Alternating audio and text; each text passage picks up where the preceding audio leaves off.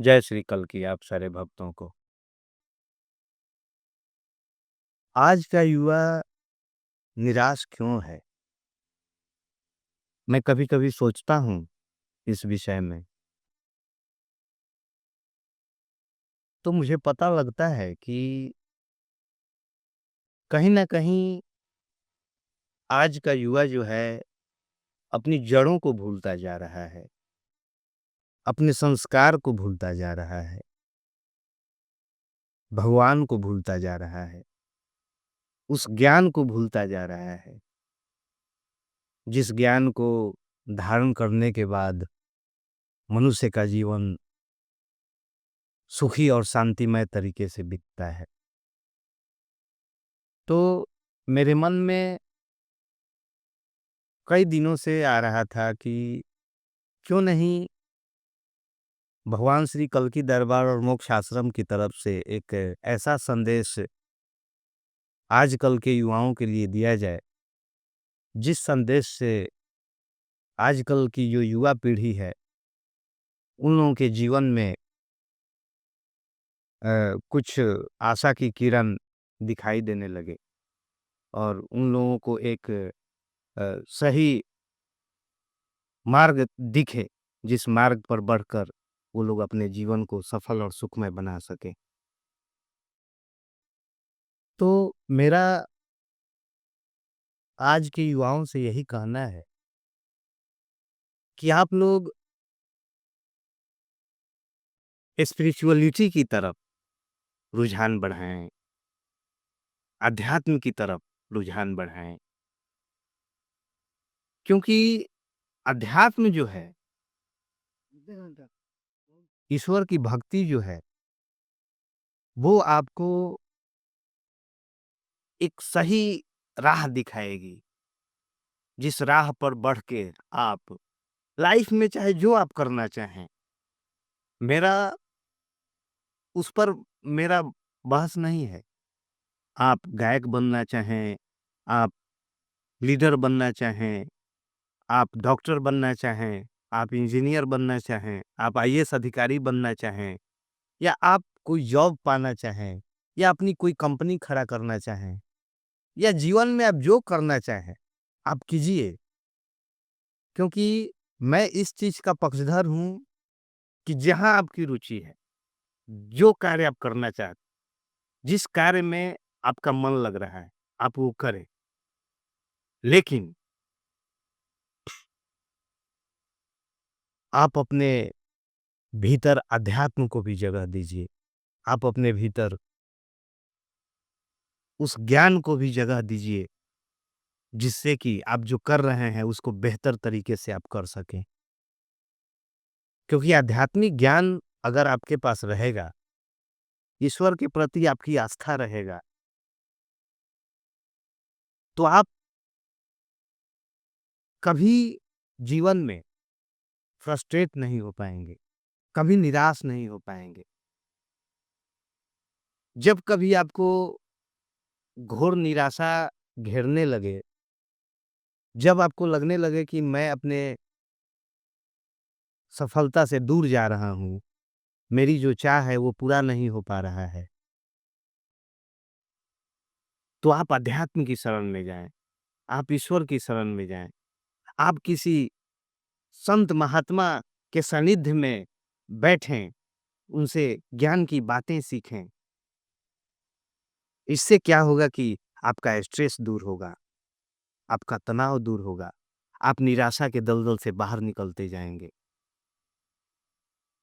और युवा पीढ़ी का मैं देखता हूँ कि यही सबसे भारी भूल है कि वो अध्यात्म को, ईश्वर को, भक्ति को, ज्ञान को कोई महत्व ही नहीं दे रही है, कोई महत्व ही नहीं दे रही है। क्योंकि सफलता या असफलता हम लोगों के हाथ में नहीं है। हम लोगों के हाथ में नहीं है सफलता या असफलता। कर्म करने के हम लोग अधिकारी हैं। सिर्फ कर्म कर सकते हैं। फल हम लोगों के अनुकूल मिले या प्रतिकूल मिले, इस पर हम लोगों का अधिकार नहीं है। भगवान गीता में भी बोले हैं कि कर्म फल की चिंता नहीं करनी चाहिए, सिर्फ अपने कर्म पर ध्यान देना चाहिए, कर्म करते रहना चाहिए। और सबसे बड़ी बात है कि आजकल का युवा अपने किसी सांसारिक लक्ष्य की प्राप्ति को ही जीवन का परम सत्य और सार समझ रहा है। और जब वो अपने सांसारिक किसी लक्ष्य की प्राप्ति में नाकाम होता हुआ दिख रहा है, तो वो बड़ा परेशान हो जा रहा है भीतर से। उसे लग रहा है कि अब मेरी लाइफ जो है ठीक से नहीं गुजर पाएगी, मेरा जीवन व्यर्थ हो गया, असफल हो गया। लेकिन मैं यही एक संदेश देना चाहता हूँ युवाओं को कि आप किसी एक चीज़ से चिपक कर क्यों अपने लाइफ को लगा दिए हैं कि वही चीज़ करेंगे, अन्यथा दूसरा नहीं हो सकता है हमारे लाइफ में। आपके लाइफ में एक विकल्प बंद होता है तो दूसरा खड़ा होता है, तीसरा खड़ा होता है। ये नहीं हो पाया, वो करेंगे, वो नहीं हो पाया, वो करेंगे। अगर आपका कोई मिशन है, आपका कोई उद्देश्य है, लक्ष्य है, अगर पक्के इरादे वाले हैं, दृढ़ निश्चयी आप वाले सोच के व्यक्ति आप हैं, तो हमें लगता है कि आप अपने इरादे को मत बदलिए, आप अपने उद्देश्य को मत बदलिए। आप अपने कार्य करने के ढंग को बदलें, आप अपने राह को बदलें, आप अपने तरीका को बदलें, उस अपने लक्ष्य और मंजिल तक पहुँचने के लिए। और एक चीज़ हमेशा याद रखें कि इस दुनिया में हर चीज़ नश्वर है,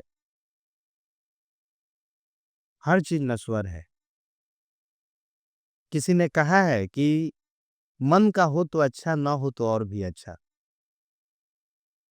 तो हम लोगों को ईश्वर पर भी आस्था रखना चाहिए, क्योंकि ये जो संसार है और संसार में जो हम लोग रह रहे हैं, परमात्मा की ही कृपा से और मर्ज़ी से सब चीज़ होता है। इसलिए हम लोग आगे बढ़ने का प्रयास करें, लेकिन कहीं न कहीं उस आगे बढ़ने में एक ये चीज़ का भी ख़्याल करें कि जो होना होता है वही होता है। परमात्मा की जो मर्ज़ी होती है वही होता है। इसलिए ईश्वर पर भरोसा रखें, आस्था रखें, अध्यात्म की शरण में जाएँ और आप अपने लाइफ़ में जो करना चाहते हैं, उस कार्य को आप लोग निष्काम भाव से करते रहें, बिना फल की चाह रख कर करते रहें। सफलता मिलनी होगी, तो मिलेगी ही।